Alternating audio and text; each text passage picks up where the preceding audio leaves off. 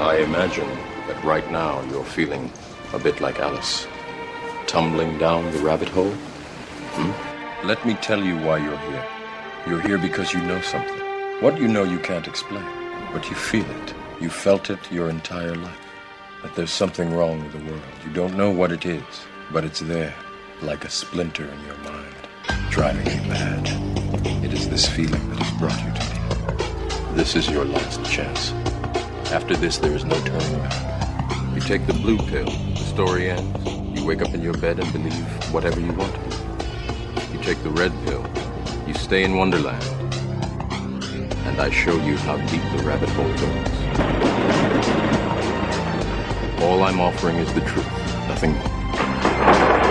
For we are opposed around the world by a monolithic and ruthless conspiracy that relies primarily on covert means for expanding its sphere of influence, on infiltration instead of invasion, on subversion instead of election, on intimidation instead of free choice, on guerrillas by night instead of armies by day.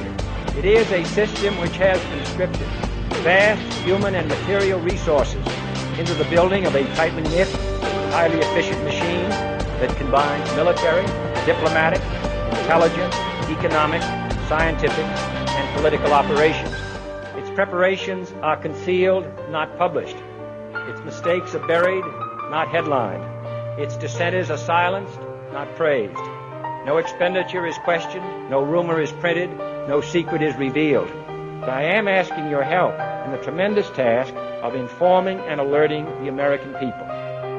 And now, welcome to another episode of Down the Rabbit Hole. Here's your host from federaljack.com. It's Popeye. Ladies and gentlemen, welcome to another live edition. It is January 1st, 2014. I'm going to have to get used to saying that and writing that. I know I usually for about the first 3 or 4 weeks I end up writing the previous year, so I'm sure I'll write 2013 a few times, and I'm going to have to correct myself. It happens with everyone. Anyway, happy 2014, this first of the year. Going to start off 2014 proper, I guess you could say, properly. Before we even get into anything, I just want to say, start it off with some positivity, okay, and then we can get into all the retardedness, but it's a new year, ladies and gentlemen. You have a chance to fix any mistakes that you've made. You have the opportunity to right any wrongs that maybe you feel you've done. If you feel your life isn't going the way you want it to go, use this as that moment in time where you decide to do something different and change things up a little bit for the better. Now, you can do this any day of the year. It's not only on the first, but the first serves as like a physical time marker, if you will, and use it. Use the first as that point in time where you say, you know what, I'm not going to let my life suck anymore. If there's something about my life I don't like, I'm going to change it, and it's going to be for the positive. It doesn't mean go out and do something that's going to hurt somebody else. Remember, that doesn't make things positive, right, to hurt somebody.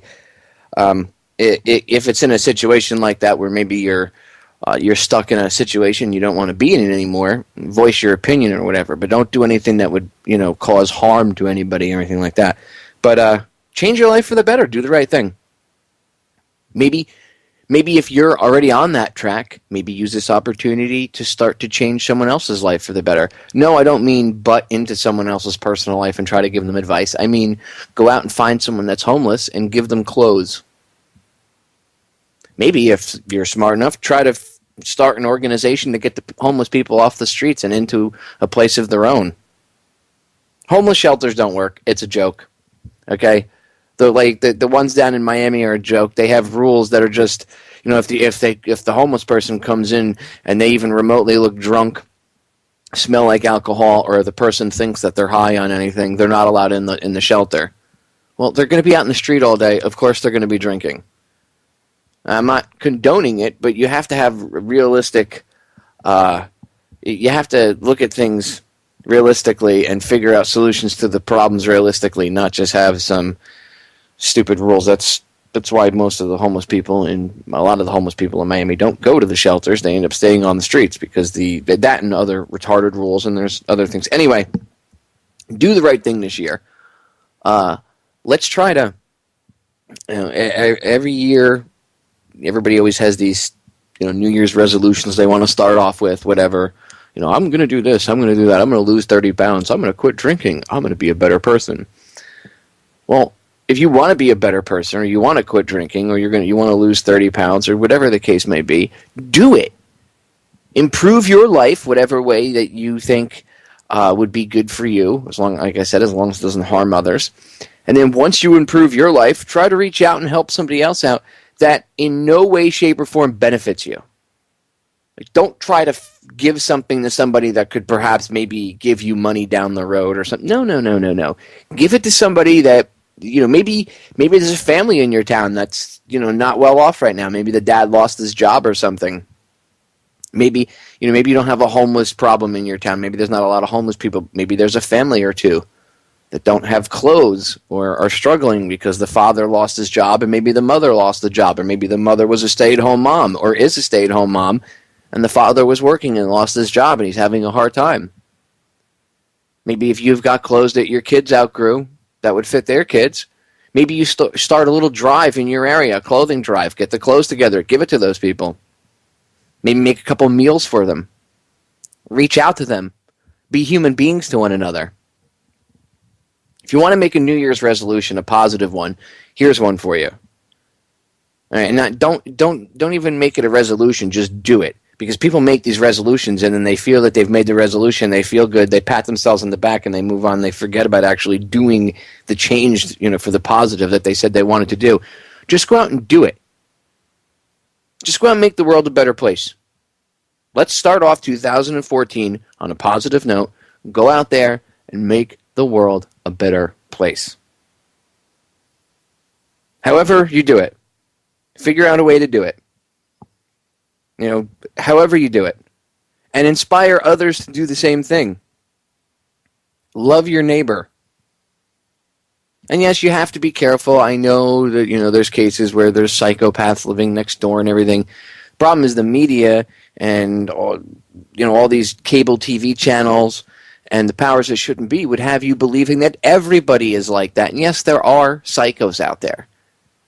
But not everybody is a psycho. Be on your guard. Use your common sense, too. Don't be a complete naive moron about things. But stop being afraid of everybody in your own shadow. That's how they're controlling you. You want to start off 2014 on a positive note. Take personal responsibility for yourselves. You make a mistake, own up to it. No one likes to admit when they're wrong. You think I like to admit when I'm wrong? You don't think I get embarrassed if I make a mistake on air, which I have in the past, and I have to go back and correct myself? You think I'm above that? No. It's embarrassing. If you could see my face on video, I'm sure I'd be blushing at one point or another. It happens. We're human. Just own up to it. Problem is, this culture's been programmed to, or our society, I should say, has been programmed to be this just running from any personal responsibility. You see it on TV all the time, where one of the main characters will do something wrong, and I get frustrated. I yell at the TV. That's why I don't watch TV anymore. Even if I see a video clip of it, I get frustrated. Even if you watch it on, Netflix or whatever, or Hulu. You see these storylines, and I get frustrated because the storyline, my wife says to me, well, if they solved it your way, there wouldn't be a storyline. The show would end in 2.5 minutes. I said, well, that's the point. They take a storyline and they drag it out, and they make you think that there's a moral to it, but what they're really doing is programming you to act the very same way that these characters on TV act. That's why they call it TV programming. Manipulation through the media. And all these TV programs, people run from their responsibilities. They do something. The whole episode is about them, one mistake building upon another mistake upon another because they've made a lie, and now they gotta remember the lie, and they don't want to get caught in the lie, and at the end they end up telling the truth, and oh look, it wasn't so bad to tell the truth to begin with. And you think that, oh look, they taught you a moral to the story. Oh look, they did a good thing. But no, they really didn't, because what they did was they programmed the kids, the younger generations, to act just like that main character, because they know that that's who these kids, and a lot of people that watch it, they end up getting programmed subconsciously without even realizing it. And they run from the personal responsibility. And that's a theme that's been going on in the media for a very long time. It's a theme that our politicians embrace. No personal responsibility. It wasn't me. I didn't know about it. Look at the current president. Nothing's his fault. Nothing. Nothing his administration does, or anybody in his administration or working for him or even remotely connected to the administration, that anything that they do, nothing is his fault. Well, I didn't know about that. Well, I didn't know about that. Then he should have been fired as the president. It's his job to know. And if his advisors aren't telling him, then what is there, a coup d'etat going on? I mean, think about the left. You say, it's amazing when you criticize him, by the way. People will get to will say, oh, well, his advisors are just hiding things from him. So there's a massive conspiracy to hide things from the president. But you wouldn't accept conspiracy in any other realm except if it's to hide things from Obama, because he's really a good guy and he would change things if he could. I'm staring at you with the Spock eyebrow as I say this. Really? Anyway. All this programming to not take personal responsibility is taking its toll. Look at society. Nobody takes personal responsibility more. Everybody runs from it. So you know what? You want to start off 2014 on a positive note. Put out love towards others. Okay? Do random acts of kindness for people that will not benefit you in any way, shape, or form that you could at least physically benefit from. I.e. cash or a pat on the back or something like that. Do it just because it makes you feel good inside to do it. That's the best reward, is when you feel all warm and gushy inside because you actually did something good for another human being out of the kindness of your heart. Just do it. There are people that do this kind of stuff every day. This is the kind of attitude that they have, not because they want to be a goody two-shoes, just because that's their personality. And a lot of times they get made fun of. Look at this stupid person. Maybe you should stop pointing fingers and you should take a note from that person. Do random acts of kindness. Reach out to people. Help people out. Reach out to your neighbor. Stop living in fear. Don't be afraid anymore. Whether it's of terrorists or global warming or aliens or comets or Nibiru or whatever. Even if it's one world government, whatever. Even if you're awake, but you still subscribe to that fear vibe, stop. Stop. Because you're putting out that energy too, you're emanating it. It's not helping. You want to start off 2014 on a positive note? Let's make a real change. Start from within. It'll emanate without. And other people will pick up on it, and they will change too. Trust me, it works. It's the only positive, concrete way to stop this. They say grassroots. I like saying screw grassroots, because roots can be pulled up. You really got to try to pull up 6 feet of concrete, poured concrete slab, don't you? Well, we're building like a big poured concrete slab of truth and unity amongst everybody. And everybody is welcome. Another way you can make 2014 a better place, stop judging people on predetermined prejudices that you've already got programmed into your head, some of which you didn't even form yourself. They were just programmed into you at a young age, maybe because of your parents or because of the surroundings that you were in. Think for yourselves, ladies and gentlemen. You want to truly be free. If you really, really want to defy the New World Order and fight the powers that shouldn't be, then think for yourselves. That's the most revolutionary act you could do, is to think for yourself. Be truly free. And follow that with your heart. Do good things for other people just because. Just because. Who cares if your friends point and laugh at you or go, why would you do that? You know what your retort should be if someone asks you, why would you do that? Why shouldn't I? Why wouldn't you? Throw it back at them. Make them look at themselves. See, nobody wants to do that. Why do you think they make fun of you? Why do you think people attack you sometimes for doing stuff like this, positive things? Why do you think people are attacked like that or made fun of? The automatic response is to make fun of. Because that's what we're taught as kids. Anything that makes us uncomfortable, you point and laugh fingers at. Well, when you do kind things for strangers out of the kindness of your heart, if somebody makes a joke or points a finger and has to be an idiot or an a-hole about it, well, that's because you made them feel inferior. That's why. Because they didn't do it. And you did, and they can sense and see that you did it really out of the kindness of your heart. And that's what pisses them off. Because now you're getting attention and they're not, and they should have been the one that it's very petty. And it's also, it reminds them, because nobody ever likes to look inside themselves, it reminds them about what they lack.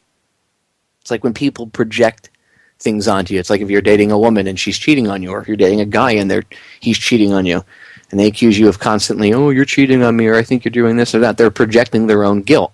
While someone attacking you for doing good or the right thing is doing the same thing. They're projecting the negativity that they feel about themselves onto you and attacking it. Continue to do the right thing. Ignore that. Have no fear of that. Who cares? Really, honestly, who cares what someone says or thinks about you? I go on air. I do this radio show. I don't care what people think about me. I've been called all sorts of names before. I don't care. Growing up, I was called names. I used to get picked on until I started to fight back when I was about, I don't know, 11, 12 years old, somewhere around there. Fought a lot of bullies and jocks. By the time I was a senior, didn't have any problems. Nobody wanted to mess with me. At least I stood up for myself. I didn't sit there and take it. Who cares what someone else thinks about you? You think I care? I don't care. Look, if you're listening to my show now and you don't like me, that's cool. I don't expect you to. I don't come on air to make friends. I come on air to give out information and hopefully inspire sometimes people to do the right thing and just try to educate and do my part in making this world a better place. That's why I come on air. I don't get paid to do this. I don't do this for fame or fortune.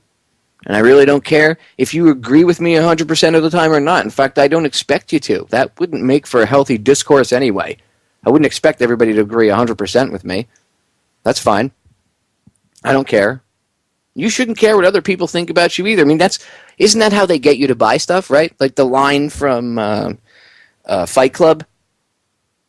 Brad Pitt's talking to everybody. He's giving that like inspirational speech to everybody. He says they get us to spend money. We work at jobs, we work like slaves at jobs to get money, to buy things that we don't need with money that we don't have, i.e. credit card debt, to impress people that we really don't even like anyway, which is the truth. Now, how many people run around trying to have the latest car just because they want, their neighbor has it? Well, I can't look bad in front of my neighbor. Screw your neighbor. Stop trying to be at their level. Stop trying to be and meet everybody else's standards and set your own damn standards. Set your own standards. Make everybody else want to look to you and go, wow, what am I not doing that, this guy is or this girl is? You set the bar. Be the change you want to see in the world. Well, actually do it. Do it. And here's a perfect chance. It's the first of the year, 2014. So step off and start the year right. Do something. I don't care what it is. Just do something different this year and make sure it's positive. And stop telling yourselves, I'm only one person, I can't make a difference. If I hear one more person tell me that, I'm going to scream. Stop it. Well, I'm old, I can't do anything. I've heard that one too. I'm in my 70s, what can I do? You have no idea the difference you could make even if you're in your 60s, your 70s, or your 80s. Why are you counting yourself out? Because society says you're a senior citizen? I don't say you're out. Personally, in my eyes, the older generations, and even when I was younger, this is the way I looked at it, the older generations are like fountains of knowledge. You guys, the older crowd, not all of you, but some of you, when I have conversations with a few people that are older, I know, sometimes you guys sound, beat down. Oh, I'm old. What can I do? I mean, it's because society's put you in there, and that's how you feel because you're in pain or you're arthritis. Trust me, I know what pain is like. I live with it 24/7, not just from surgery, before it. But I digress. I know how you feel. You're not useless. You're some of our fiercest warriors, and we need you to stand up with us. All you old people out there that think you're useless, you're not. I want to stop hearing that. Anybody that says, oh, well, I'm only one person, even if you're not old, and you just say, well, I'm just one person, what can I do? One person could make a difference. You never know who the hell you're going to wake up. Everybody makes a difference. The sooner you understand that, the better off we are. So you've been put in that box. You've been put in the corner and been told you stay there. You don't count. Well, you do. Every one of you listening counts and makes a difference every day in this world. And the more good you do, and the more good vibes you put out there, and the more good energy and love that you put out there, the better the world will be. It'll fight the negative energy that gets released. And believe me, they program us to do things to put out that negative vibe, besides putting it out themselves. We've all been programmed, without even realizing it, to think and act on some of the same thoughts and emotions that these scumbag, evil, Satanist powers that shouldn't be thrive on. And we don't even realize we're doing it a lot of times. If people realized what they were doing and what they were taking part in, they would probably be appalled. In fact, they wouldn't probably be. Most people would be highly appalled. In fact, most of them are when they find out. So you want to make a change in the world. Everybody says, well, what can I do? I can't stop the New World Order. They have tanks and bullets and bombs and they're so scary. Make a difference by, first of all, drop that attitude. Because that's out of fear. So get rid of that. You can make a difference. Realize that you are special and you can make a difference. And that once you sit back and you calmly and rationally think about the problem and what you could possibly do, at least play your part, you'd be surprised at some of the solutions you'll come up. But you got to get rid of that fear first. And you got to realize that you too are powerful. It does not matter. Every one of you out there that hears this broadcast is just as powerful as these scumbags in power. They want you to think that you're a little tiny ant and they can squash you. And maybe with, a missile and the press of a button they could. But that's not really them squashing you. That's them using a piece of technology to push you down and kill you because they can't do it themselves. Or they have to have one of their little goons come in and do it for them. Whatever. Because they can't do it themselves. You are all equally as powerful as these people that you think are superheroes. Be your own superhero. That's what I mean by be your own hero. Stop looking to other people to save you and save the world, and start saving the world yourselves. Everybody says, oh, I need Superman to come save me and the rest of the world. But why don't you put on the goddamn cape and the outfit and go do it yourself? That's the moral of the story. You want to change things, then do it. Stop sitting back there Monday morning quarterbacking. Well, this would be great if... Well, when you're in your living room saying that to one of your friends or your family and you constantly bitch, but you don't do anything else other than that, you're really not helping. And a lot of it's because you put yourself in those boxes. Because we've been programmed to. Well, don't. You're all powerful individuals and every single one of you can make a difference. You'd be amazed at what you could do. Believe in yourselves. Look inside yourselves. You are all so powerful and full of infinite potential. Just because you might have been told when you were younger or throughout your life by whoever, whether it be someone in your family, a parent, or the school or whatever, that you're an idiot or you're stupid or you're of no use. Everybody has infinite potential. We just don't realize that we end up getting placed in these little boxes and put away on a shelf.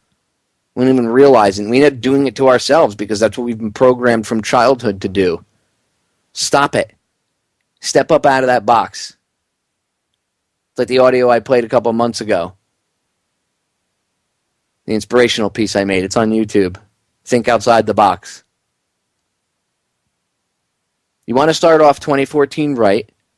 Start it off by literally going out and just doing random acts of kindness and changing the world up for a better place, looking inside yourself, dealing with your inner demons, tackling them, not being afraid to deal with your own mistakes, accepting them, and moving on.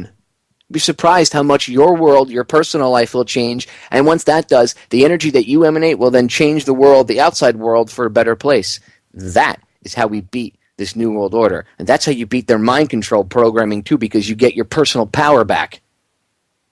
You'll realize who you are and how powerful of an individual you really are.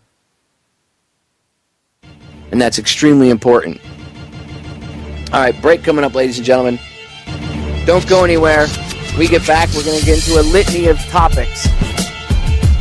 Stay tuned. Remember, the solutions to our problems on Inside Job. We'll be right back. We are back, ladies and gentlemen. Before we get into anything else, I have a list of things I want to go over, a bunch of different topics. Probably be ripping into some of these tomorrow night because I'm not going to have time. Remember, there's 2 weeks of stuff I want to go off on. But first and foremost, good friend of the broadcast, a good friend of a lot of different alternative media outlets out there, a young man by the name of Brian Hill. He's been on the broadcast in my older episodes. He was arrested December 12th, I believe it was, or the 13th. Or maybe between the 12th and the 14th, we'll say. Somewhere around there. On a single, I may add, not multiple, single charge of child pornography. Now, some people may go, well, he's a child pornographer, Popeye, and you're friends with the guy? No. Let's get something straight. First of all, he's a young man. Brian is, I think he's 19 or 20, somewhere around there now, around that age. But he runs USWGO. Well, I don't know if the site is still up now, but he was running for years. USWGO was an alternative news media website. And about a year ago, Brian, and he's been writing for Federal Jack for a while, for years. And Brian's a good kid. I've had him on. He's been on many different alternative media outlet broadcasts. He even was on InfoWars or Jones's Show, whatever the hell it's called. He's been interviewed by a lot of different, like I said, alternative media outlets other than just Jones. He's been on my show before, different networks. Joe, countless shows. Anyway, Brian's work speaks for itself. The kid, anybody that knows him knows that he didn't do this. This is something he's been dealing with for years. So he started to investigate the NDAA. He went to, I think it was the state senator, Phil Berger, I think his name is, and he got the guy said to Brian, I'll stand up against it, and then he didn't. He was supposed to give a speech or something where he stood up, where he was going to stand up against it, and he didn't. He ended up doing the opposite. And Brian, and I'm kind of paraphrasing a bit here, but he ended up lying basically to Brian, and Brian made it his mission to oust this guy and find out what kind of political corrupt dealings he had, which he ended up having. And Brian exposed it, and within days, there was a raid on his house, and they said, "Oh, well, we have reason to believe that you have child pornography on your computer," and blah blah blah blah blah. So they took all the computers, the hard drives, discs, just everything in this kid's house. They took hard drives out of computers. Literally, just went in. They weren't even connected. Maybe weren't even in Brian's room. Maybe someone else's. Doesn't matter. We have to take it. It could have child porn on it. They took all this stuff, went through all of his equipment for a year, ladies and gentlemen. They had his stuff for a year. They couldn't find anything but one picture, they said, of child pornography. What does that tell you? What does that tell you? If this kid was a rampant pedophile sex maniac, wouldn't he have multiple pictures like they usually find on people's computers? Yet they're only able to find one picture which they say this kid downloaded. Now, I've talked about this before. If you go on, in fact, Brian's written a bunch of articles about this, as well as many other authors for Federal Jack. Go on Federal Jack in the little search bar and type in Porngate, Porngate, and you will see that this has been going on. I've reported about like Luke Grudowski, Dan Johnson from Panda, Stuart Rhodes, all trying to be set up with child pornography being emailed to them. Okay, so this is a known thing that's been going on. This young man, Brian, pissed off a known, once you look into it, a politician with some dirty dealings at the very least, and suddenly gets raided, and here's the ironic part: if he was a pedophile, and they really had suspicion that he had child pornography, don't you think they would have arrested him when they raided his house, right? Don't you think they would have arrested him and said, "Oh, you're under arrest. You're an evil pedophile. You're a menace to society. We have to get you off the streets"? But they didn't. They just seized all of his computers and stuff, and they never arrested the kid. They questioned him, they talked to him, but they didn't arrest him. It took them a year to get a warrant for his arrest. And only when he started questioning them, because he started emailing me about the second week of December. I always talk to Brian, like he would email back and forth, but he started emailing me, telling me, and it was a bunch of other people too. He had this huge email chain, so he had this like a paper trail to back him up that he was going to ask for his stuff back.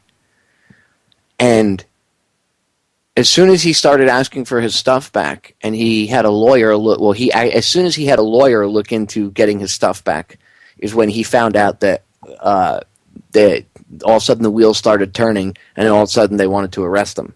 But they had his stuff for a year, and they never went after him. They never raided his house. If this kid was such a bad pedophile, evil, monster, why didn't they arrest him a year ago?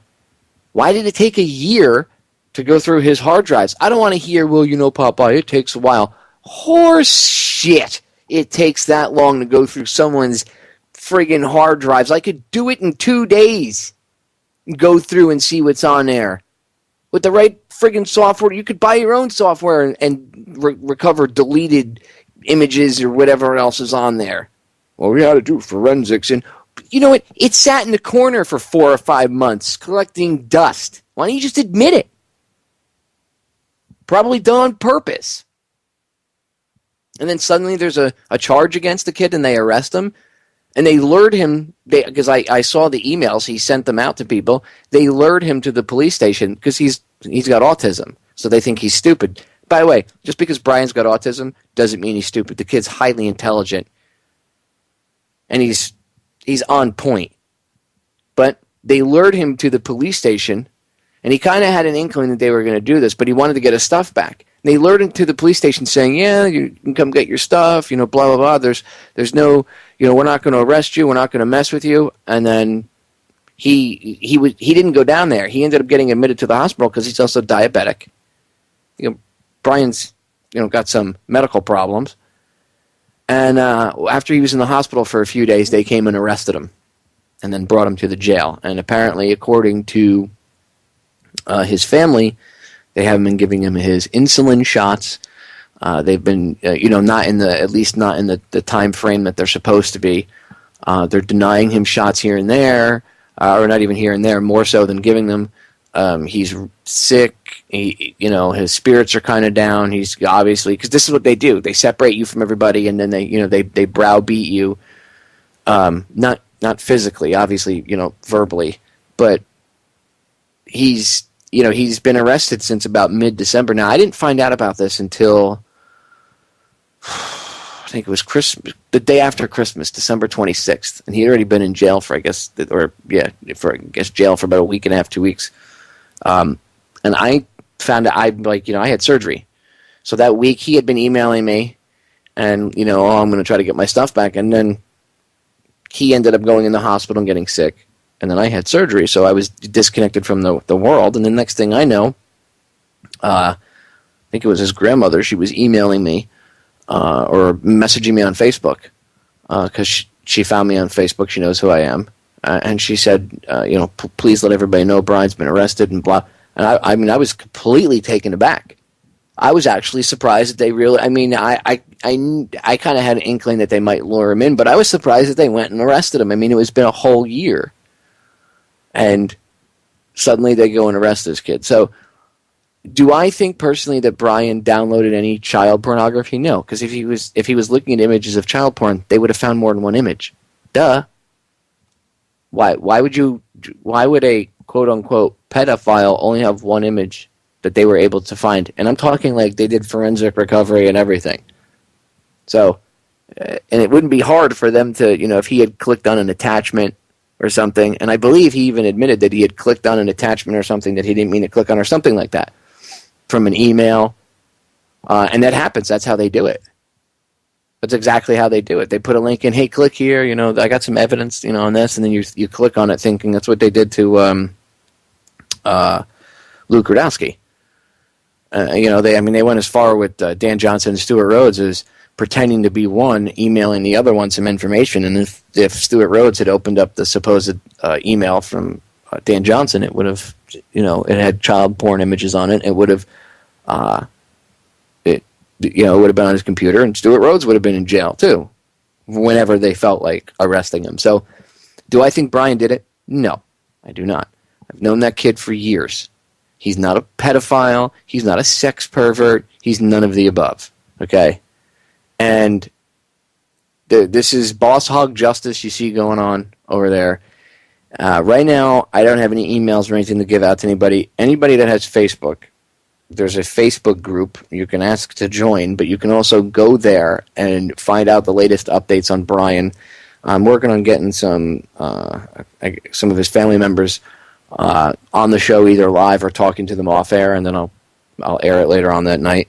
But just about, give them a half hour, however long an hour, to discuss everything that's been going on. I mean, pretty much you're going to hear what I've just said in a nutshell, but probably a little bit more in depth. Letting them give you details that I couldn't, because there's a lot of things I'd rather let them tell you. Like, there's things I know. Nothing against him or bad, but there's things I know that it would be out of place for me, and I can't say on air unless they say, like details. But you get the basic gist. Anyway, if you have Facebook, go to Support for Brian Hill. That's the name of the Facebook page. Support for Brian Hill. And again, look, I know this kid, and it would, even if Brian came out and admitted to it later on and said, oh yeah, I downloaded that image, I wouldn't believe it. Because at this point, I would believe that they browbeat the kid into giving up, because that's what they do. I know him, and I mean, for over a year, his story has never changed. For over a year that he's been dealing with this. So his story has never, ever changed. He's never wavered. Anybody that's ever looked into this or knows Brian knows what I'm talking about. This kid was targeted. He pissed off somebody who had some power. And look, the powers that shouldn't be, they have like a book that they play from, right? And, when it comes to assassinations, they like to use small plane crashes.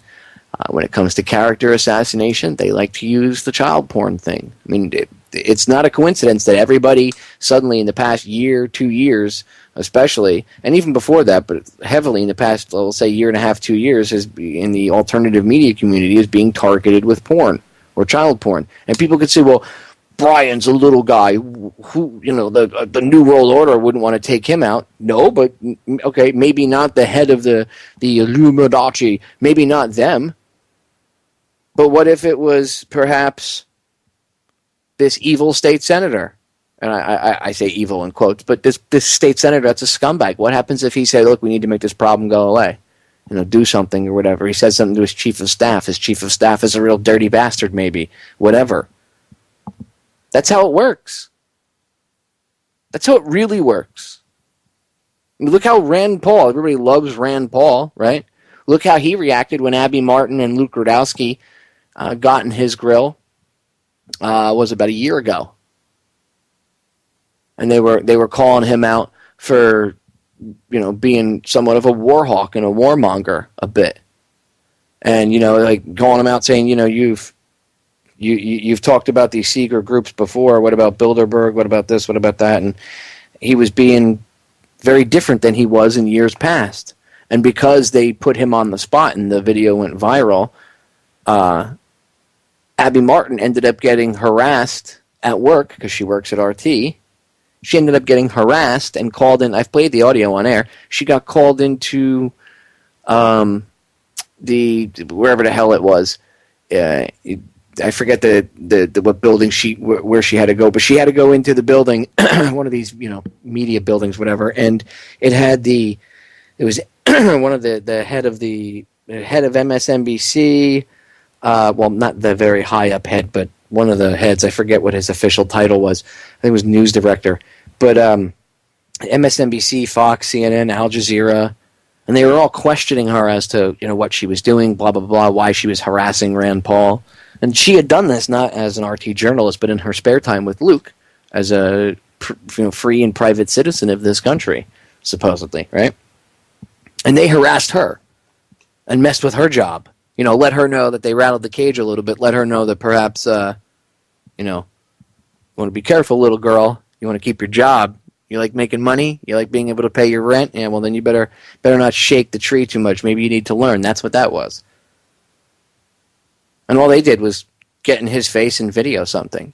So yeah, these senators, whether they're federal or state senators, they do have connections. A little bit of power, maybe. And the ones that are dirty, they don't like having their tree shaken. They don't like being messed with, right? They feel they're going to teach you a lesson. And that's what's going on in this kid's case. I'm telling you right now, I don't think this kid... I'm telling you, I've known Brian for years. Stories never changed. Ever. Ever. Ever. And the whole case, the whole way they've been dealing with him is very shady. Even attorneys that have, just attorneys looking at it pro bono, just looking at the case from an outsider's perspective, just giving him some advice, have said the same thing. So, obviously, he pissed off somebody, and he's an easy target because he's got autism. He's autistic. So he's an easy target. Remember, bullies don't pick the guys that can fight back all the time. Sometimes they try to pick on people that they think are weaker. But maybe Brian's not as weak as they think. Maybe if everybody backs him up, he'll be even stronger than these scumbags think. Anyway, if you got Facebook, that'd be the best place to go right now to check it out, help Brian out, and any updates, keep in contact with his family, do whatever. It's called Support for Brian Hill. It's on Facebook. Check it out. Again, I don't think the kid did it. I don't think he's evil. And we've seen other people being set up with this. So it would not surprise me if he was set up either. So go check out the Support for Brian Hill Facebook page. And, help out. If you're in the alternative media community, get the story out there.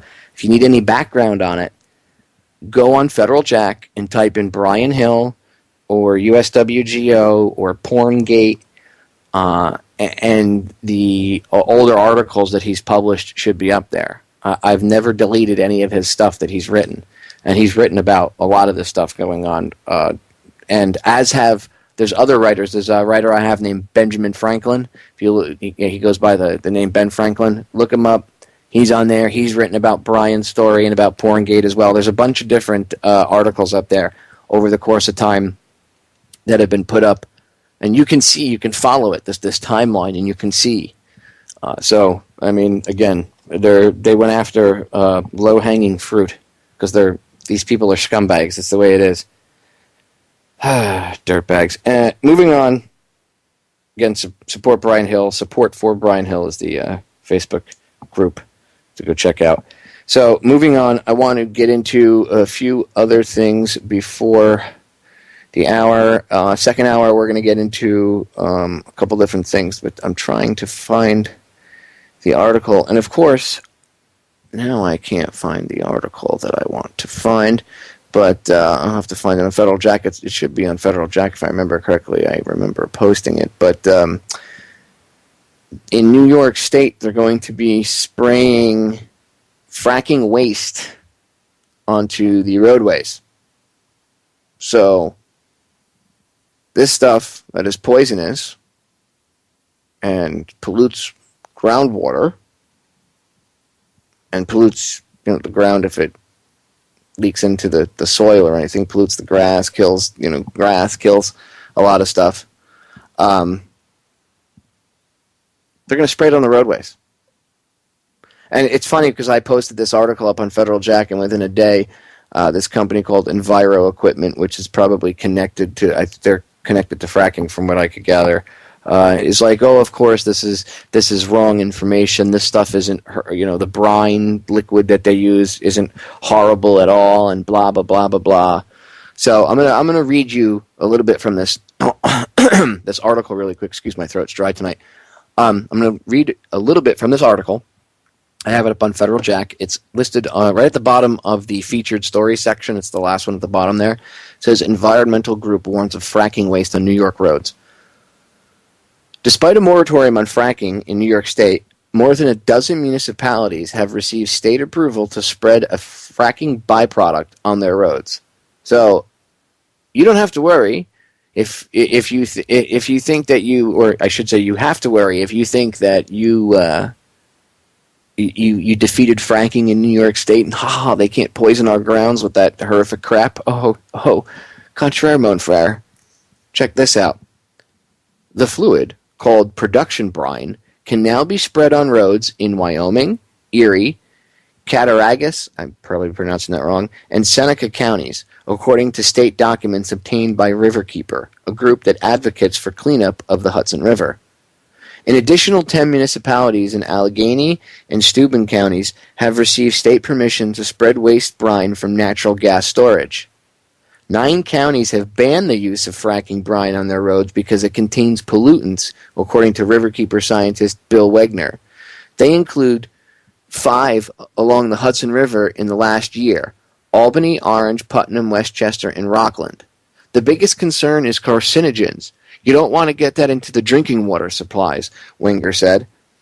Production brine largely comes from some of the 6,000 low-volume gas wells currently allowed in New York, as well as some in Pennsylvania, and is used for de-icing, dust control, and road stabilization. The fluid can pollute rivers, streams, and aquifers if not controlled properly, and it contains high levels of chloride, benzene, and toluene, all of which can cause health problems in humans. It can also contain naturally occurring radioactive materials, which is true. And while chloride is contained in the road salt commonly used across the country, it is far more concentrated in fracking waste. Some of the brine is a waste product that comes from natural gas storage facilities. 13 municipalities receive state permission to use fracking brine, which comes out of the wells, and 10 use brine that is removed from natural gas after it has been stored for a while. Both contain pollutants. So if you live in New York State, and the article continues on, there's more to it. You can finish reading. It's over at federaljack.com. But if you think that if you're against fracking and all that, and you think, fracking, there's no fracking in the state, with a moratorium on it, they're still spraying that stuff, and I didn't realize that they were using it for de-icing. Even though I posted the article, for whatever reason, I had missed that de-icing part. I saw all the rest of it about the keeping the dust down and supposedly keeping maintaining the road. Although I don't know how the hell radioactive carcinogenic waste helps maintain the roadway, but they use it to keep dust down on dirt roads, which that's nice because now you're polluting all the dirt. And if you're using it by farms, that's great because now you're polluting all the farm, any of the food or anything you're growing. They use it as de-icing liquid. Well, what are they de-icing? What are they de-icing? Roadways? Are they spraying this on the road to de-ice?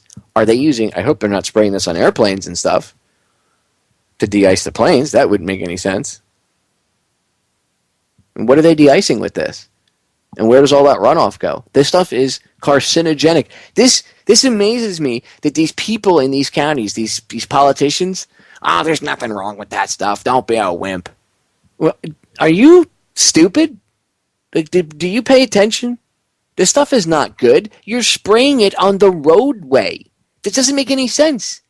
mean, this is completely insane. If you live in New York State, you need to, like, really, if you live in one of these counties that does not ban it, you need to get up in your state commissioner's rear end. Maybe start checking their checking accounts and their pocketbooks and see if they're getting any money from the oil industry, the fracking industry. I mean, this is retarded. You realize that the reason why a lot of this happens with the waste, you know, they take, like, aluminum waste, the waste from the aluminum process. That's what the fluoride that's sold to municipalities is. We take our radioactive waste and make depleted uranium armor-piercing rounds from it. You know why, right? Because it costs so much to actually clean this stuff up properly and dispose of it properly so it doesn't contaminate the environment and or kill human beings. These scumbags that run these companies realize that it's more cost-effective for them to take this stuff and sell it as some other product for some other, reason. Oh, you can use it for this. They'll go out and they'll hire some a-hole scientist to back them up because they give him money or grants or whatever, and he backs up their findings. That's where fossil fuels came from. Go look at that one. Rockefeller, late 1800s. So they get people to just come up with these studies, and hey, you can spray this brine on the roadway. It'll strengthen the road. It's naturally radioactive. Just because it's naturally radioactive, that, organic radioactivity. It's still radioactive. Duh. Organic or man-made. It don't matter. It's bad. Don't believe their hype, oh, a little bit of radiation doesn't hurt you. Yes, it does. It's cumulative. They're lying to you.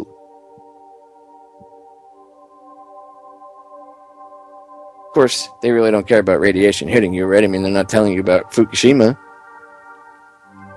Steam venting, radioactive steam coming over the West Coast. I wanted to move to Washington State. Ain't never gonna do it, because that place now glows in the dark. I have friends on the West Coast. I've told them, you need to get out. There's a reason all the Hollywood stars are packing up and selling all their crap, but I digress. We'll have to get into that in an hour or two. This is Sparta! Hour 1 flew right by. Stay tuned. Hour 2 coming right up. We get back. In Arkansas, Mother destroys Common Core. Arctic ice proves global warming wrong. And more. Stay tuned. Ladies and gentlemen, we are back with hour number 2 here on tonight's live edition of Down the Rabbit Hole. I am your host, Popeye from FederalJack.com. It is January 1st, 2014. First day of the new year.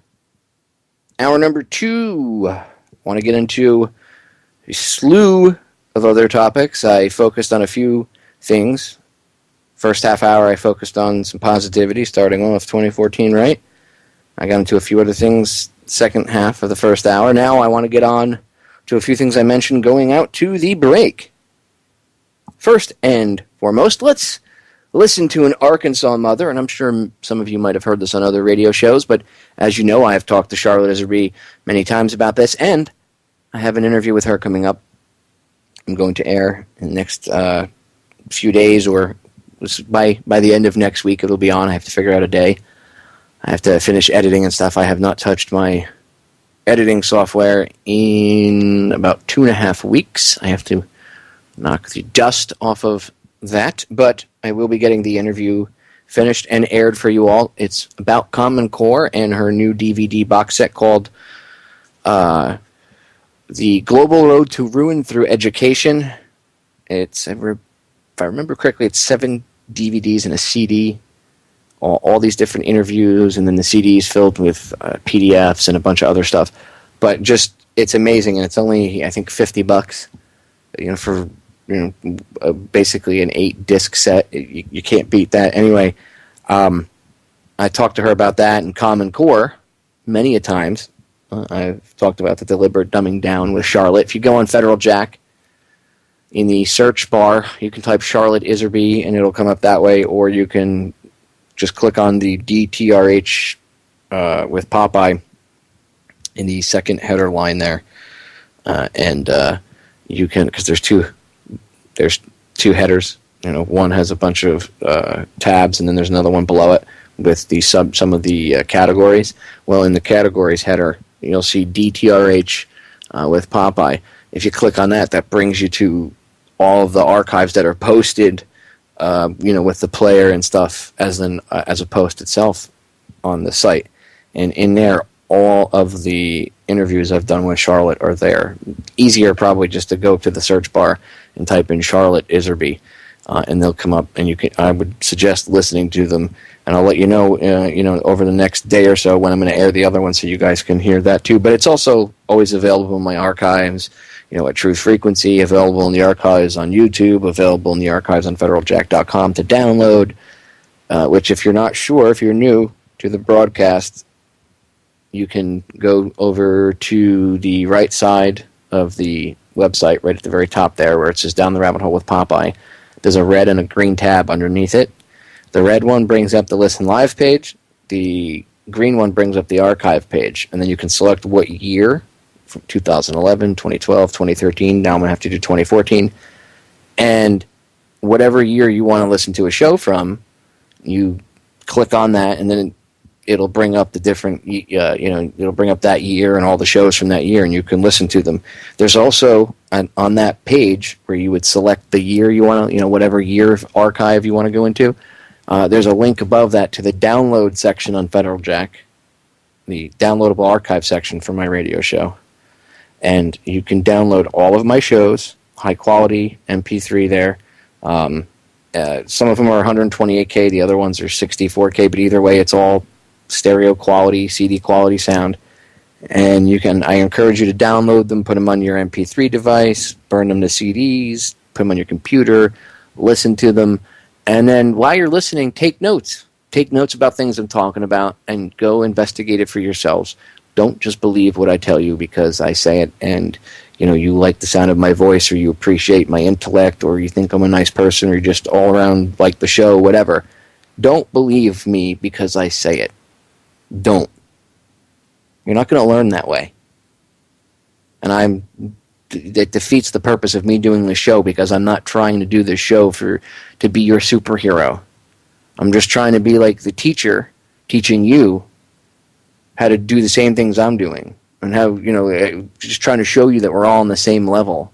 I'm not above any of you all. I don't want you guys thinking of me like that. Again, that defeats the whole phrase, the solutions to our problems are an inside job. If I tell you to look to me like your superhero, just believe me because I said it, then that kind of defeats exactly what I'm trying to tell you to do, right? I'd be speaking out of both sides of my mouth. So I don't expect you to believe anything I say just because I say it. Take notes and go research this stuff for yourself. And then that'll help you grow, and that'll help you along your own path. And then along your own path, you'll come across things and experience things, that you're meant to experience or whatever. And it's all part of growing, is you have to do your own investigative stuff. Don't be lazy and expect people to do it for you. Anyway, I want to get into the Arkansas mom destroying Common Core. If you haven't heard this is just awesome. And she decimates Common Core, by the way, by showing the parents and the school administrators exactly why Common Core is bad. How does she do this? How does she demonstrate this? She does it in the best way. She demonstrates it using Common Core. She uses common sense versus Common Core. Common sense is what you should be taught and what you should have, and Common Core is the garbage, the communist core crap that they're trying to teach. Remember, this is all part of the deliberate dumbing down agenda. Charlotte Iserby has talked about this. Go get her book, Deliberate Dumbing Down of America.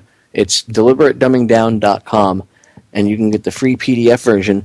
Buy the book, because the book, she's got there's a huge telephone book version of it, and then there's a smaller version of it. If you buy the telephone book size one, she's only got a few left. The original print one that's out of print now, I have a copy of it, but she autographs them for you, and she throws in a copy of the abridged version. And the abridged version has a few updates. Get it. It's worth it. I promise you. And John Taylor Gatto has a book out too. I can't remember the name of his book. Just look him up on YouTube. In fact, I'm working on getting him on. He's another great individual for blowing the whistle on this stuff. Anyway, so this mother totally decimates at this hearing. I guess it's like a school board meeting or whatever. And she totally destroys Common Core. It only takes her about 4 minutes to do it, but it's funny because it just goes to show you that common sense versus Common Core, common sense wins. Listen to this.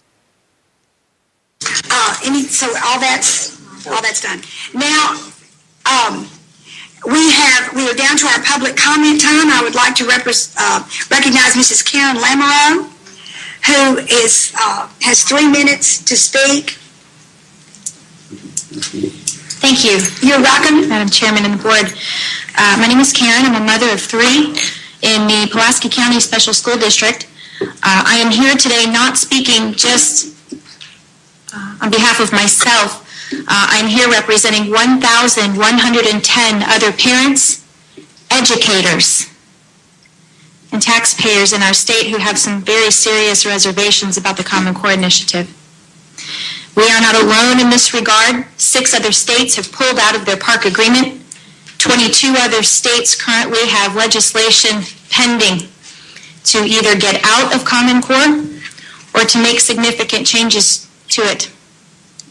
After listening to what was said this morning, I have come to the conclusion that this board is clearly as uninformed as the parents are or were when these standards were adopted.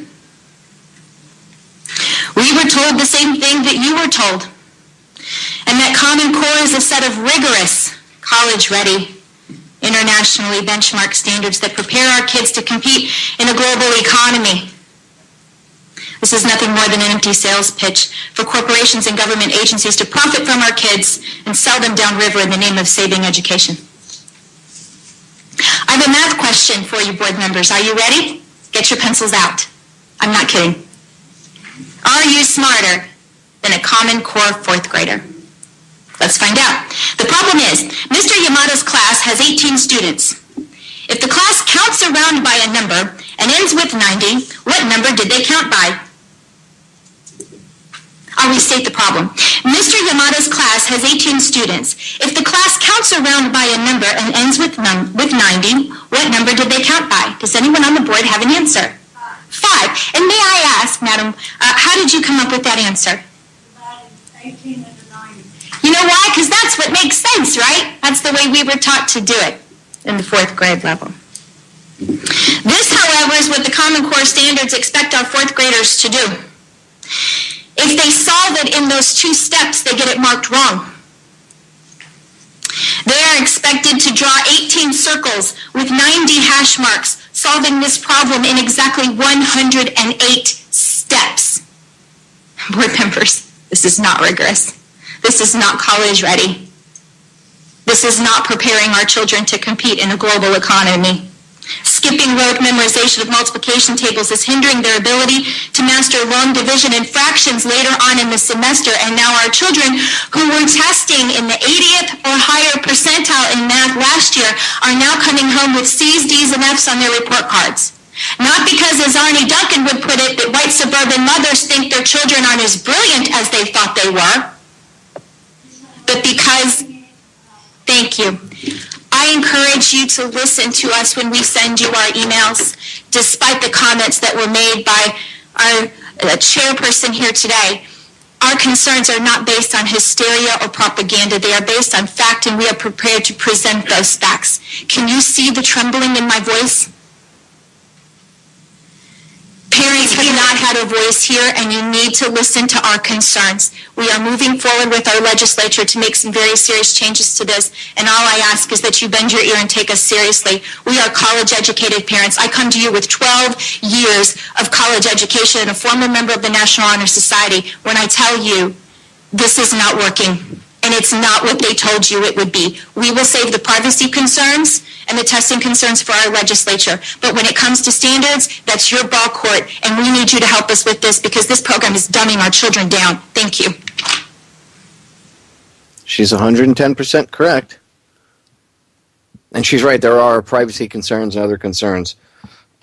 with it, which they're going to go after with the legislature. But she's talking to them, which I think is the school administration, the whatever the hell they call it now. What do they call it? Like the PTA, Parent Teacher Association. I think this was the school board that she was talking with.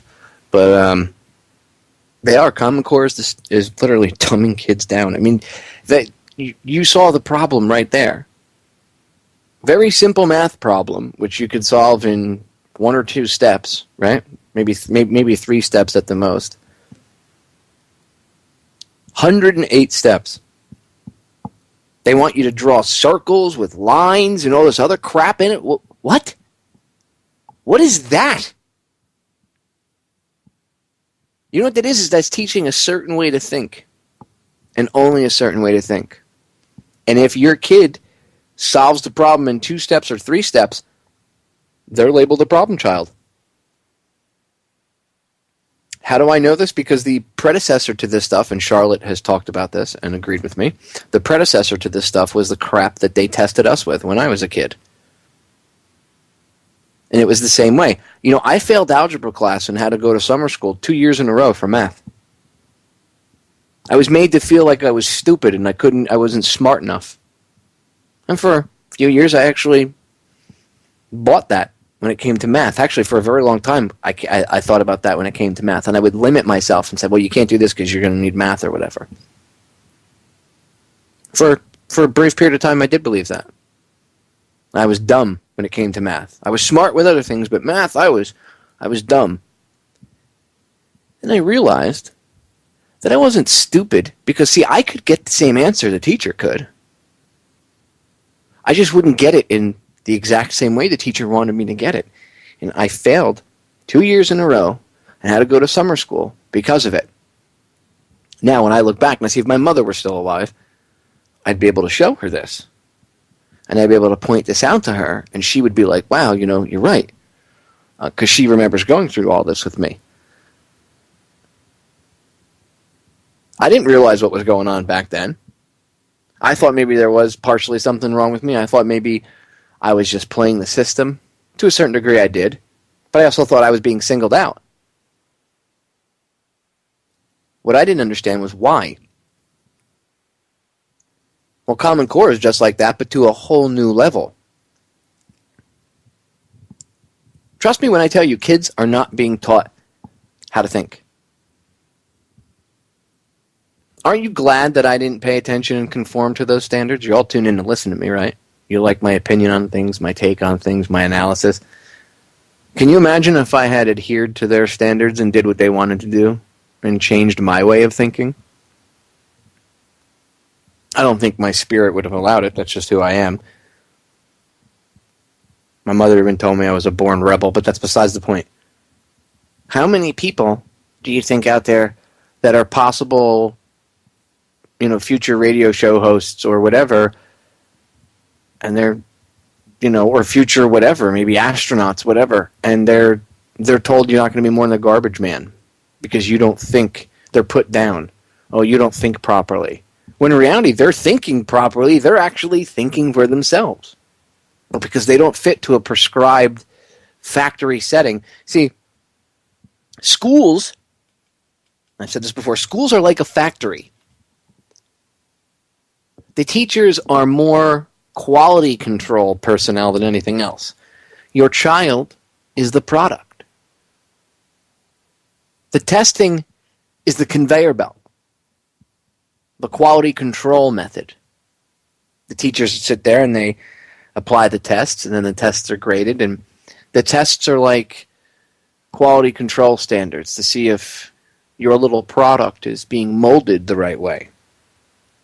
If your child's brain is conforming to what they want.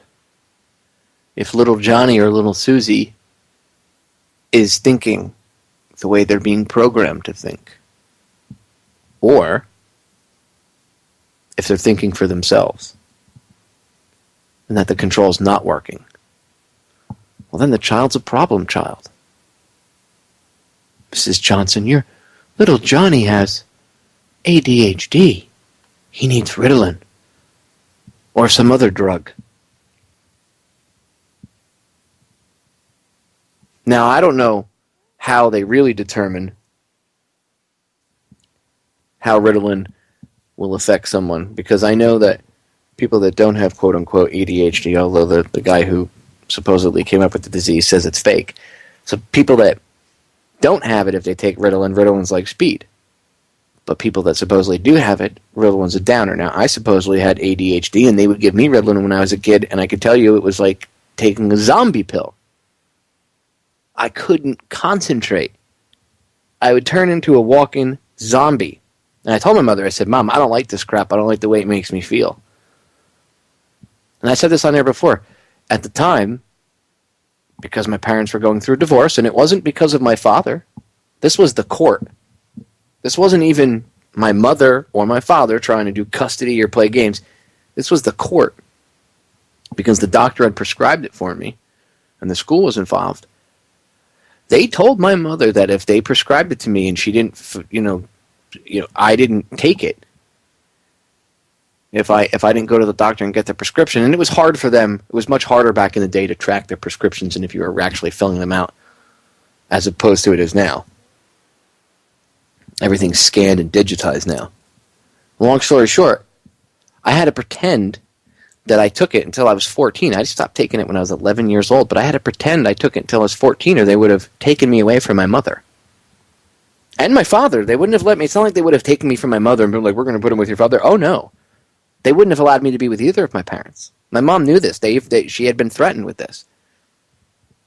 She had found this out. So she said to me, when I was a kid, not that they had, by the way, when they threatened her, it wasn't that they had an inclination. It's just like this overwhelming, overall threat that they first put out there so that you behave right off the bat. It's like almost one of their quote-unquote rules, right? So she just told me when I didn't want to take it anymore, I had to pretend to be on it. She said, you have to learn to focus your mind. So I did. I had to learn to focus. What it is, I do not know. I don't know if there really is hyperactivity, attention deficit disorder. Honestly, from my own experience, I just think that some people think faster than others. People's computers are faster. Well, our brains are our computers, and some people think faster than others. And those are the people that get labeled hyperactive. Because if your brain is in high gear, it's going to be sending signals to other parts of your body and glands and stuff, which are going to produce chemicals which will put your body into high gear. The brain really does control the body. It's the most powerful computer on the planet. So, I don't think that it's hyperactive attention deficit disorder. I don't think it's a disorder at all. I think quite to the contrary, I think it's just a sign of a higher level of thinking or a higher intelligence. And I'm not bashing people saying, oh, you're stupid if you're not hyperactive, or making fun of you or anything like that. I'm just saying, I think more so, especially from my own experience, and I won't I won't say it on air, but I know I have a decently high I have a high IQ. And I know that I'm not stupid. Yet, on this medication, I was a zombie. And if my mother had listened to, some of these teachers and some of these school officials, they would have, you would have thought I was retarded. I've said the story where they put me in testing for 2 weeks. When I was a kid, we didn't have air conditioning in schools. We didn't have any of that. We had heat. We had one thing, heat, and it was always even hot in the wintertime. You were sweating. So springtime, it would get hot as hell in these classrooms. Most people my age or older know what I'm talking about. Nowadays, everything's air conditioned. But most of these windows were even hermetically sealed. You can't open them. But I had the opportunity to go sit in the air-conditioned guidance office for 2 weeks, not do any schoolwork, get full credit, and read books and magazines. What would you have done? So I did. They thought I was dumb and mentally retarded. At the end of 2 weeks, they realized I wasn't. When they got their test results back, they got really mad at me. They realized they had been played. If it had been up to them, they would have pigeonholed me and put me into a special needs class. And here I was, very intelligent, and once they realized that, they got really mad at me. They got really, really mad at me.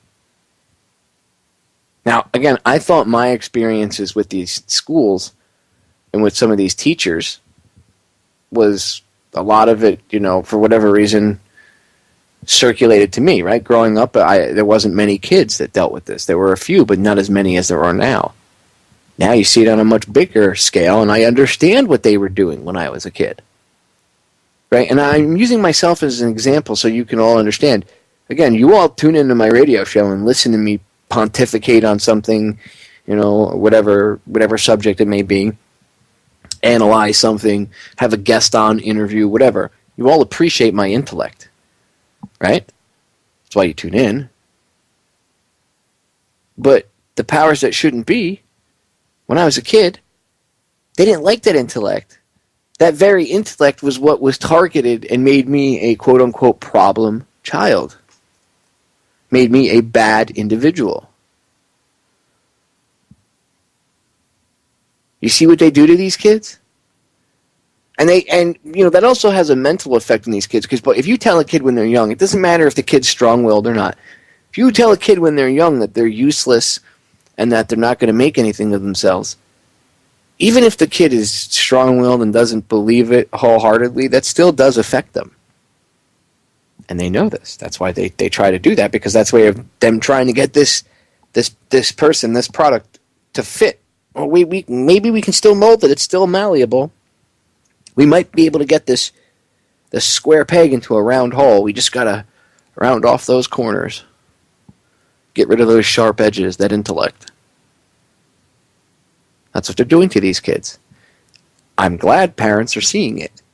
Charlotte's been talking about this for a very long time, and many of us have been blowing the whistle on this and screaming bloody murder for years. At least since I found out about it, I've been doing my part. But there's many others that have been doing their part for many, many years before. That's one of the reasons that Charlotte has that disc set out too, because it shows a lot of these people that have been talking about this, for a very long time. So everybody out there that's been saying that Common Core is bad, it's dumbing kids down, and you get called the conspiracy theorist, you get made fun of, it is. It's dumbing kids down. What did Rockefeller say? I don't want a nation of thinkers, I want a nation of workers. Well, that's what they're doing. They're creating a nation of workers. They want you and your children, especially your kids, because the older generations are a little bit harder to mold, so they control you with media and propaganda. But the younger generations, they don't even want to have to deal with that crap. It'll be much easier to control them. They half the energy and half the money and time that they spend now, if they can mold the younger generations to think completely differently. It's like I said to Johnny last night. They're not allowing you to look at a problem and think about the problem and come up with a solution to the problem. They're stopping you before you can even think about the problem. They're stopping the thought process, where instead of you looking at it from multiple different angles and trying to figure it out, you're only allowed to think one way and one way only. And if whatever you're looking at doesn't fit into that, then it must be bad. They're programming the future generations. That's what that is. Not only dumbing down, ladies and gentlemen, they're also programming them. Pull your kids out of this crap, homeschool, and teach them free thought. We'll be right back. We are back, ladies and gentlemen. All right, so, last half hour. Time just flies. Anyway, 3 more things I want to get into. First, the Arctic ice has proved the global warming alarmists wrong yet again. And by the way, it doesn't mean I don't think that the weather isn't changing on the planet and there isn't some crap going on. Of course, I'm a little bit more of the mind that's because they are playing with the atmosphere and all of the geoengineering they're doing and weather manipulation that they're doing, and they're using this as a huge science experiment. So I don't think it's cow farts and exhaust. I don't think polluting is a great thing, by the way. It doesn't mean I think companies should be allowed to pollute rivers and oceans and lakes and things like that. That's not what I'm saying by any means. But at the same time, I also, like I said, I don't think cow farts are eating a hole in the ozone layer. So, anyway, Arctic ice has stopped this expedition. There was, it's a Russian ship, but it wasn't a Russian expedition. I think it was, if I remember correctly, it was heading out from Australia. a bunch of different scientists on it. And they were heading to Antarctica, and they were retracing the steps for this other Australian expedition from like 100 years ago. And their goal was to go out there and show that global warming is totally destroying things and record the differences and prove that, oh my God, look. And instead they got out there, and the Arctic ice is expanding, and there's a ton of it, and it's sea ice. And the ship is now stuck in the sea ice, and it can't go anywhere. The Chinese tried getting to it. They can't get to it with their icebreaker. Their icebreaker, a top-of-the-line icebreaker, got stuck. That's how thick the ice is. This is the same ice that is supposedly melting and drowning polar bears, because polar bears don't swim, remember. And, Man Bear Pig is the one melting all the ice because he's breathing fire from his mouth and melting everything, if you listen to what Al Gore says, right? So you see the hypocrisy, you see the reality of the situation is there's actually so much Arctic ice that the ship is stuck, and that the icebreaker sent to go rescue it can't even get to it. So now they're debating, they're deliberating, and I think they're going to do helicopter rescues. They're going to send helicopters out there, but you still have your own problems, the weather that's created just because of the cold air and the conditions, that the ice brings with it alone creates different weather conditions and problems. So they're still stuck out there. But hey, global warming is destroying everything.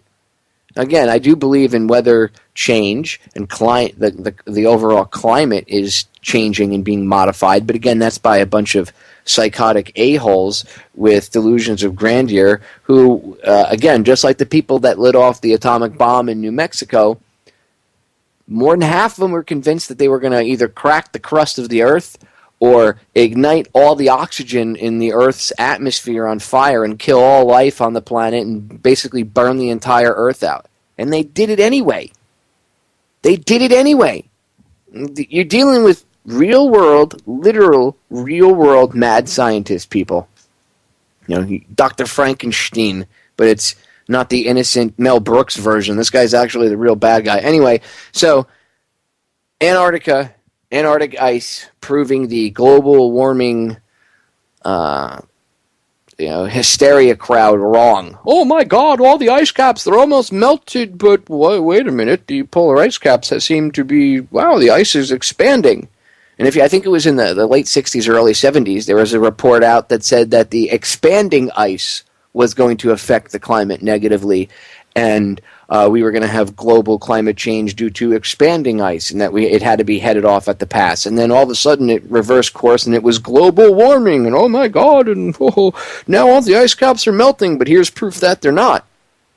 But I'm sure they'll come up with some way to spin this and try to... How come I don't see Al Gore talking about this and coming out and, the ice is caused because this scientific effect, because he doesn't know. Because he's a liar. That's why. Disgusting. Ugh. Anyway, just go keep up with that little story. I thought it was funny when I saw that. I was like, ha, ha, ha. Proven wrong again by nature, liars. Just, it's pathetic. I mean, they can, and of course, like I said, they'll come up with 16 different excuses as to why, but whatever. Anyway, moving on to the two other things I wanted to talk about was the latest revelation with the NSA spying, and then I'm going to get into these terror attacks in Russia and my thoughts on this. So first, the NSA spying. So, there's a unit inside the NSA. And now if I had said this 6 months ago, people would have said, you're a conspiracy theorist, Popeye. This is all made up. There's no such unit. They would never waste their time. Yet there is such a unit in the NSA that intercepts laptops and computers and stuff that's purchased on other items, purchased electronics, purchased online.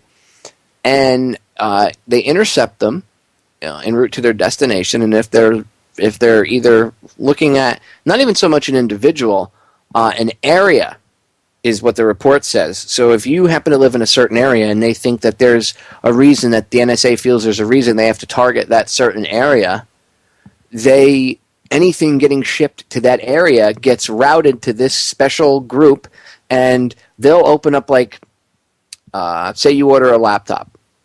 Laptop comes in, you look at it, it looks like it's factory sealed. But you live in one of these areas, well, they happen to, the laptop got routed to this group. They opened it up, inserted this equipment inside the laptop, and then factory sealed it up. So it looks like it was sealed at the factory, which means they have bags and stickers and stuff that they would only have at the factory where they manufactured it. And this is this little group of NSA computer hackers, or whatever you want to call them, this NSA crew. Check it out. It's called the TAO. Their job is to get the ungettable. A unit of mostly young hackers are helping the NSA break into computers around the world to access some of the toughest targets. German news magazine Der Spiegel published a report over the weekend revealing the Tailored Access Operations, or the TAO, the National Security Agency's top hacking unit. Spiegel did not disclose how they obtained the NSA documents, but has a history of publishing reports using Edward Snowden leaked material. The NSA's TAO hacking unit is considered to be the intelligence agency's top secret weapon. It began in 1997 when the internet was in its infancy.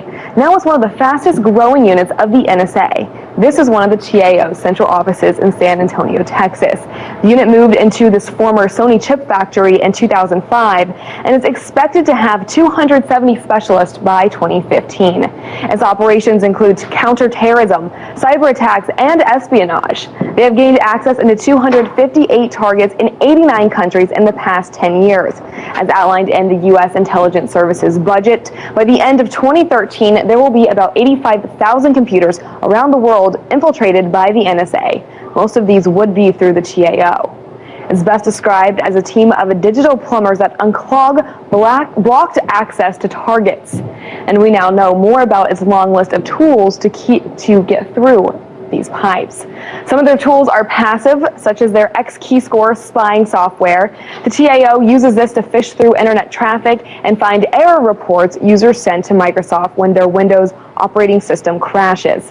The NSA then uses the information to learn about security holes in their target's computer. And remember when we found out in October that the NSA hacked into the president of Mexico's email account? That was the TAO's Operation White Tamale.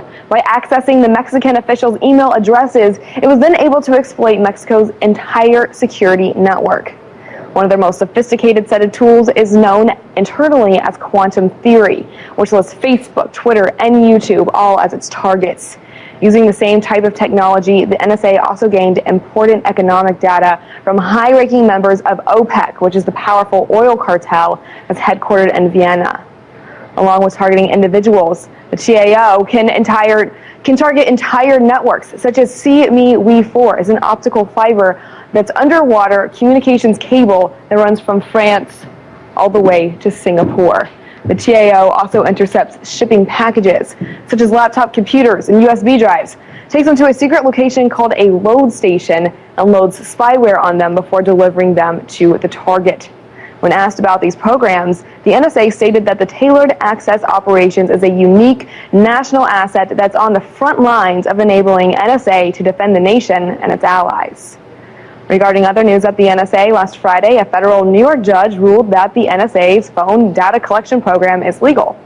This was just days after a judge in Washington state announced it's unconstitutional. The case is expected to be heard by the Supreme Court. Also this weekend, former NSA and CIA chief Michael Hayden had harsh words for the former NSA contractor Edward Snowden, who sparked the debate 8 months ago. Well, in the past 2 weeks, in open letters to the German and the Brazilian government, he has offered to reveal more American secrets to those governments in return for something, and in return was for asylum. I think there's an English word that describes selling American secrets to another government, and I do think it's treason. In Washington, D.C. Treason? Really? Really, General Hayden? Really? These comments from the same individual that lied on national television on CNN on Jake Tapper's show, I played the audio here before, and said, no, Jake, I don't think there's any way that the NSA is recording and storing all of these audio conversations. We don't have the technological capabilities to do that, and we're not doing that. Really? Really? You're intercepting packages and literally putting stuff on laptops, putting spyware perhaps even maybe inserting a chip here or there. Right from Gizmodo. The NSA revelations keep on coming. And if you're feeling desensitized to the whole thing, it's time to refocus and get your game face on for 2014, because shit continues to get real. Der Spiegel published 2 pieces this morning about the NSA's, and this is from the other day, the NSA's Tailored Access Operations, TAO division, aka Premier Hacking Ninja Squad. According to Snowden documents, TAO has a catalog of all the commercial equipment that carries NSA backdoors. And it's a who's who of a list. Storage products from Western Digital, Seagate, Maxtor, and Samsung have backdoors in their firmware. Firewalls from Juniper Networks have been compromised, plus networking equipment from Cisco and Huawei, and even unspecified products from Dell. Tao actually intercepts online orders of these and other electronics to bug them. So if you order a Seagate hard drive or a Western Digital hard drive or something online, and like I said, you're in the area or for whatever reason, and I mean, one has to wonder how do they pick whose hard drive they're going to bug and who's not, or if they just do them all. And if that's so, I mean, how do they keep up with that? I mean, they'd have to have 50 or 60. This crack team can't be 4 or 5 guys. It would have to be 100 of them or 200 of them in a warehouse processing that many orders and putting that many things on there because of the amount of digital orders that go on in this country. So one has to wonder how they decide who's to put on what. But there you have it. The NSA is actually intercepting packages, and I like how UPS, FedEx, and the Post Office, amongst others, DHL, nobody is commenting on this one. Has anybody called FedEx for a comment or UPS and asked them, hey, how many of these packages do you guys, when you pick up from, say you order something from Best Buy and you pick it up from the Best Buy warehouse, obviously it gets delivered to this place. So how does that work? Is it the NSA that's running around picking this stuff up and driving it back? I don't think they would be that efficient at it. It would be more efficient to have, especially if they had government employees leaving and coming back, the employee would find a reason to screw off and everything. I think they'd rather have the package carrier handle that, be more efficient. You don't have to worry about the employee leaving the building and losing focus and everything else, right? So you'd have to have the package carriers deliver it to the building and then pick it back up and bring it to the destination. How long does it take? How long is the turnover rate for one of these things? An hour or 2 hours? Because the package might, even what happens if this person orders express delivery and it's next day air? How do you manage that one? And do you tell them, oh, there was a problem with shipping, I'm sorry. It took an extra day. But I paid for next day. It was supposed to be here yesterday. Oh, well, we're sorry, but there's nothing we can do. So now you're screwing the guy on the money and you're spying on his laptop or storage device. Samsung phones. You got any of the Galaxy phones? Note 2, Note 3, Note 57 by the time they're done making them? Got any of the other Samsung line of phones? Yep. Backdoor spying. I have an Apple iPhone, Popeye. Ha ha ha. Yeah, you're not exempt. You're included in the list. Anyone else think they're exempt? They're actually building backdoors. They're admitting that there's backdoors already built in. Places for them to go put this equipment or download something onto the computer really quick, or the hard drive, whatever the case may be. Memory stick. Key tracking software. Whatever.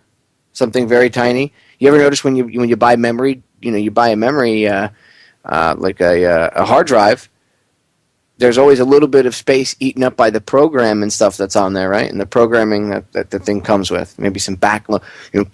Get this drive now. Download your pictures instantly from Facebook. We've all seen it if you've shopped for a external drive before. One click, download all your pictures from Facebook or your favorite site or whatever, right? Save your stuff. Well, that means there's software on that drive. So what else is hidden inside that software? So there you go. The NSA is actually intercepting packages literally intercepting packages. And again, these stories are all on Federal Jack under establishing the police state, but most of them are listed under the featured stories section up on the front there.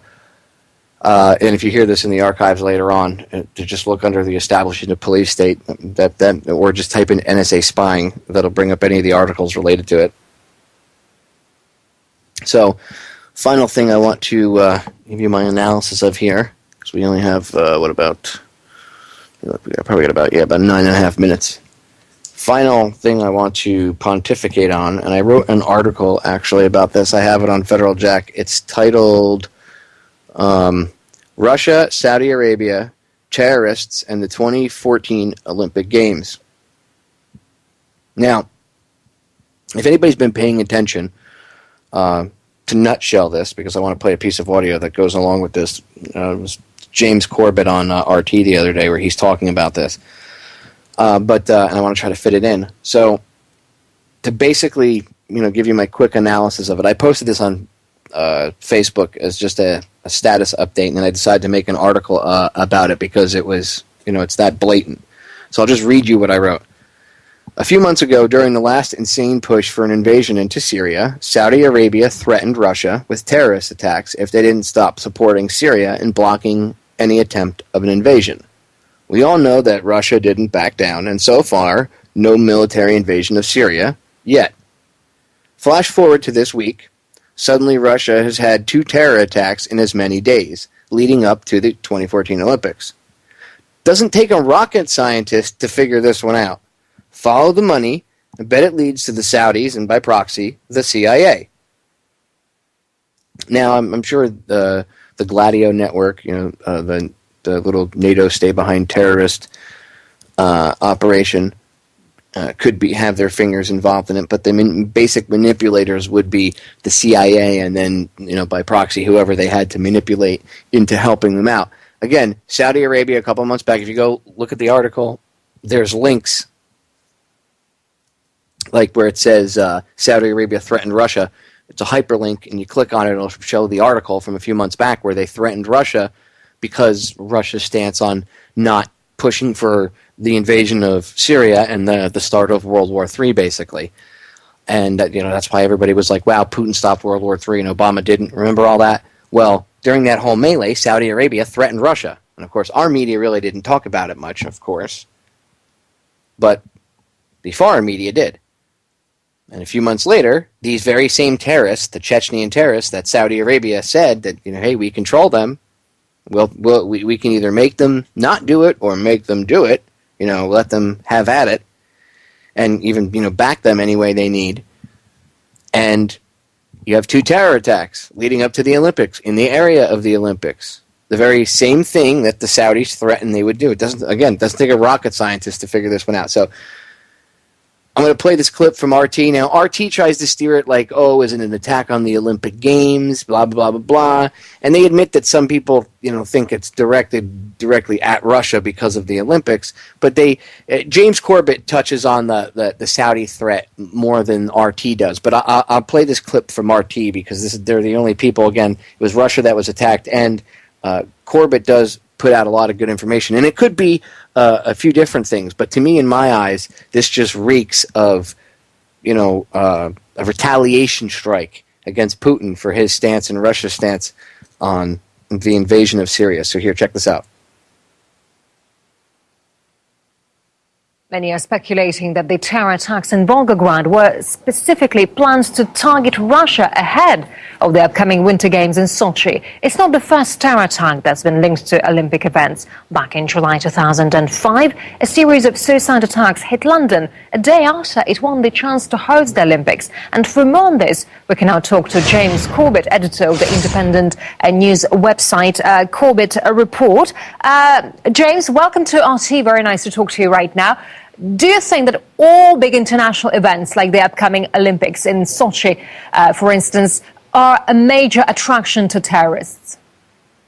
Well, of course, they do present an attractive target because the eyes of the world really are on whatever city happens to be hosting a big event like that. So we have to look at these current bombings in Volgograd as a potential spreading and widening of the troubles that have been taking place in the North Caucasus region.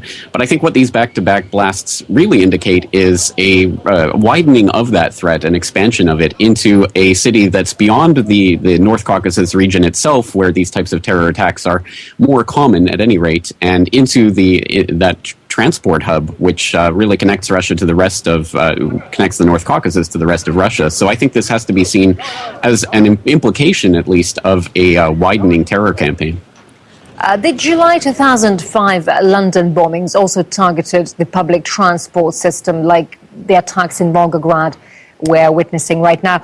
What do those similarities tell us?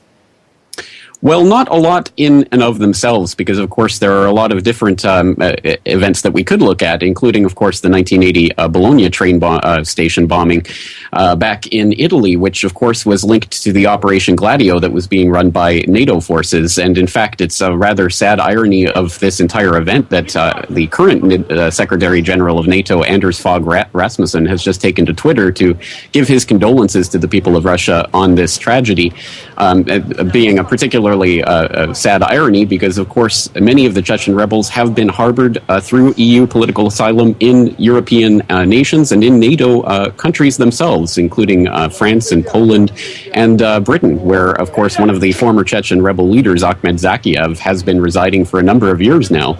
So it's kind of ironic that that's happening. But I think this really has to get us to question what the real threat is and where it's really coming from.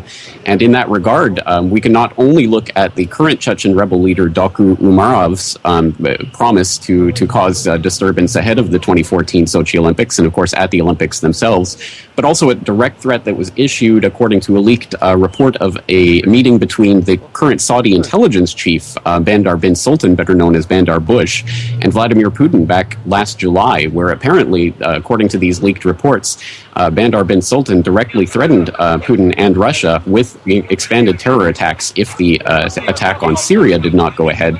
And as we know, of course, Syrian military intervention was put off the table earlier this year, meaning that potentially this is sourcing back to the Saudis. In London, the attacks were carried out by Islamic radicals. In your opinion, is it the same case here in Volgograd? Well, of course, the Islamic radicals are the ones that tend to carry out these attacks, but the ones that are directing, funding, fostering, and training them tend to be located elsewhere. And of course, we have, for example, the testimony of former FBI whistleblower Sibel Edmonds talking about Operation Gladio B. Earlier this year, she was talking about how this operation was is an ongoing NATO-funded operation in cooperation with the Pentagon to stir up Islamic radical terrorism, specifically in that North Caucasus region and the surrounding area, as a type of threat directed at Russia and, of course, at China as well, sitting right there on Russia's doorstep. So I think we have to see this in that context and as a potential larger geopolitical threat to Russia. So, and do you expect that anyone will claim responsibility for the attacks anytime soon? I don't know if that will be coming, but at any rate, as we know, of course, these bombings are linked. We can tell that from the forensic evidence of the bombs themselves and the types of agents that were added to them. So there's no doubt that this is a part of a terror message that's being delivered to Russia right now. And of course, the fact that the Sochi Olympics are right around the corner is obviously a key component of that message. There you have it. So I'm not the only one. And again, you could look at it, 18 different ways. Why would the Chechen rebels attack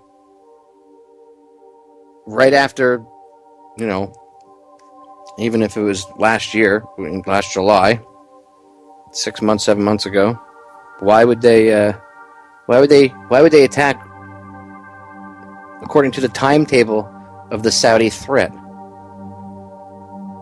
You have to look at that. You have to ask that question. You have to ask yourself that. Anyway, you know my thoughts on it. Research for yourself. Come to your own conclusions, but believe the truth is right in front of your face. Ladies and gentlemen, we are out of time. Don't forget. This is Sparta! You are powerful. You can make a difference, and you can make a positive change. Don't you forget that. Aside from all this craziness, don't you forget that. You can make a positive change. You really can. I love you all.